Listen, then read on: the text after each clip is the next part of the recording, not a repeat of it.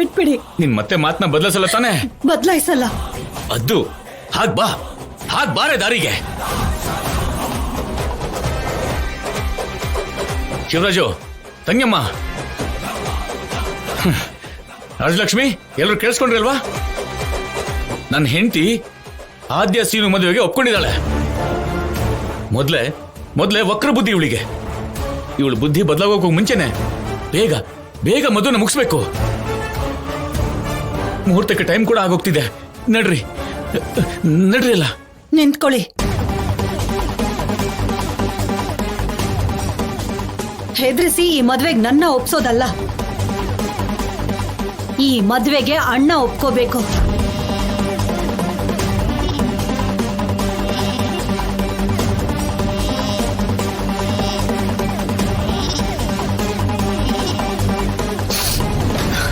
ಅಣ್ಣನ ಹೇಗೆ ಒಪ್ಪಿಸ್ತೀರಾ?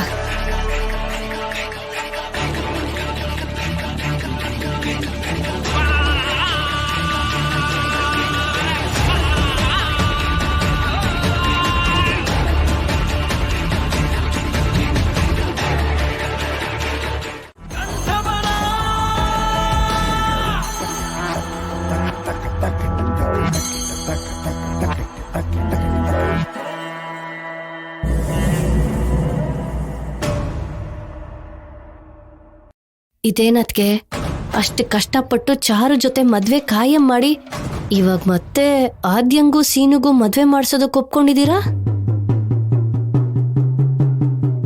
ನನ್ ಕುತ್ಗೆಲಿರೋ ತಾಳಿ ಹಿಡ್ಕೊಂಡು ತೆಗಿತೀನಿ ಅಂತಂದ್ರೆ ನಾನು ಇನ್ನೇನ್ ಮಾಡಕ್ಕಾಗತ್ತೆ? ತೆಗೆದ್ರೆ ತೆಗಿಲಿ ಬಿಡಿ, ಅಷ್ಟು ಮಾತ್ರಕ್ಕೆ ಏನಾಗ್ಬಿಡತ್ತೆ? ಅಂದ್ರೆ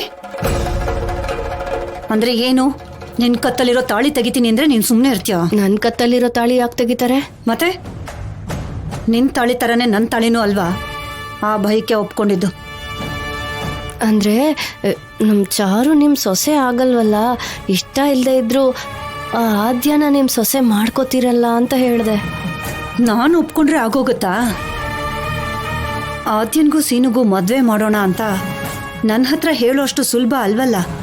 ನಾನು ಅಣ್ಣನ ಹತ್ರ ಹೇಳೋದು. ಅಷ್ಟು ಧೈರ್ಯ ಯಾರಿಗಿದೆ?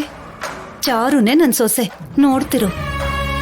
ಅಮ್ಮ, ಅಪ್ಪಂಗೆ ಯಾರು ವಿಷಯ ಹೇಳೋದು? ಅದೇ ನನಗೂ ಅರ್ಥ ಆಗ್ತಿಲ್ಲಮ್ಮ. ಮುಹೂರ್ತಕ್ಕೆ ಟೈಮ್ ಹತ್ರ ಆಗ್ತಿದೆ. ಆದಷ್ಟು ಬೇಗ ಅಪ್ಪಂಗೆ ವಿಷಯ ಯಾರು ಹೇಳ್ತಾರೆ ಅಂತ ಯೋಚನೆ ಮಾಡಿ.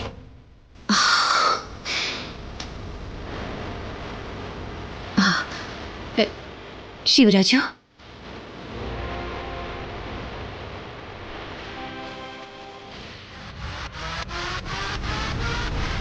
ಶಿವರಾಜ, ನೀನು ಅಂದ್ರೆ ನಿಮ್ಮಣ್ಣನಿಗೆ ತುಂಬಾನೇ ಅಭಿಮಾನ.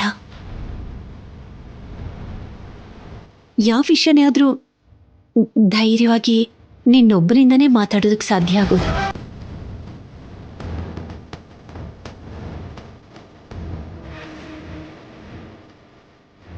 ಈ ವಿಷಯನೂ ಕೂಡ ನಿಮ್ಮಣ್ಣನಿಗೆ ನೀನೇ ಹೇಳ್ಬಿಡು. ಅದ್ಗೆ ಊರಿನ ವಿಚಾರ ಅಂದ್ರೆ ನಾನು ಹೋಗಿ ಅಣ್ಣನ ಹತ್ರ ಮಾತಾಡ್ಬೋದು. ಆದ್ರೆ ಈ ತರ ಮನೆ ವಿಚಾರಗಳು, ಅದು ಅಲ್ಲದೆ ಅಣ್ಣ ನಿರ್ಧಾರ ಮಾಡಿದ್ಮೇಲೂ ಕೂಡ ಹೋಗಿ ಮಾತಾಡೋದು ಅಂದ್ರೆ ನನ್ನ ಕೈಲಿ ಆಗಲ್ಲ. ಅದ್ಗೆ ನನ್ನ ಬಿಟ್ಬಿಡಿ.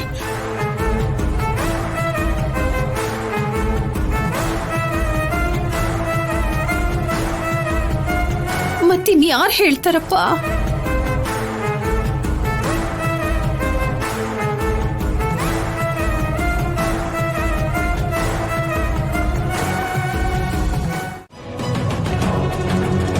ಸೀನು, ನೀನೇ ಹೋಗಿ ಅವ್ರ ಹತ್ರ ಹೇಳ್ಬೋದಲ್ವಾ?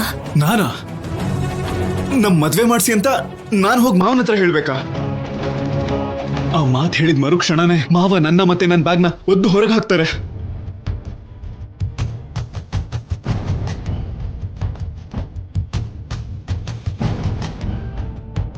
ನನ್ ಕೈಲಾಗಲ್ಲ ಅತ್ತೆ. ಇಲ್ಲಿ ಎಲ್ಲರೂ ನಮ್ ಕೈಲಿ ಆಗೋದಿಲ್ಲ ಅಂತ ಹೇಳ್ತಿದ್ರೆ ಇನ್ ಯಾರು ಹೋಗಿ ಹೇಳ್ತಾರೆ?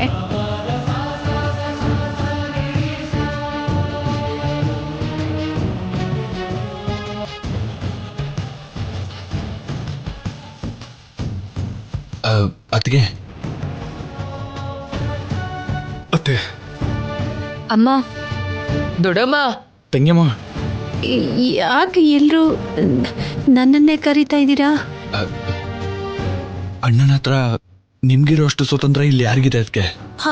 ಅದಕ್ಕೆ ಅಮ್ಮ, ಅಪ್ಪನ್ನ ನೀನು ಏನೇ ಕೇಳಿದ್ರು ಅವ್ರಿಲ್ಲ ಅನ್ನಲ್ಲ ಅಲ್ವಾ?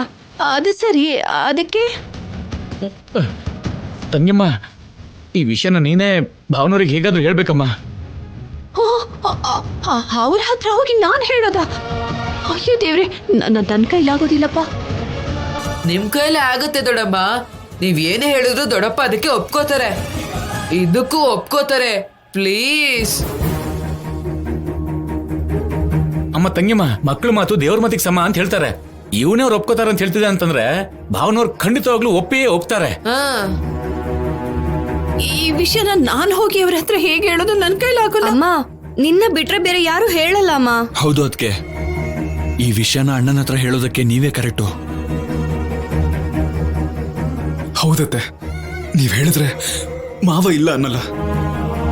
ಇಲ್ಲ ಸೀನು, ನನ್ನ ಕೈಲಾಗೋದಿಲ್ಲ. ಅಮ್ಮ, ನೀನ್ ಹೇಳ್ಬೋದಮ್ಮ.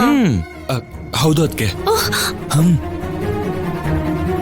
ಹೌದು ತಂಗಿಯಮ್ಮ, ಧೈರ್ಯದಿಂದ ನನ್ನ ಹೆಜ್ಜೆನ ಮುಂದಿಡು ತಂಗಿಯಮ್ಮ.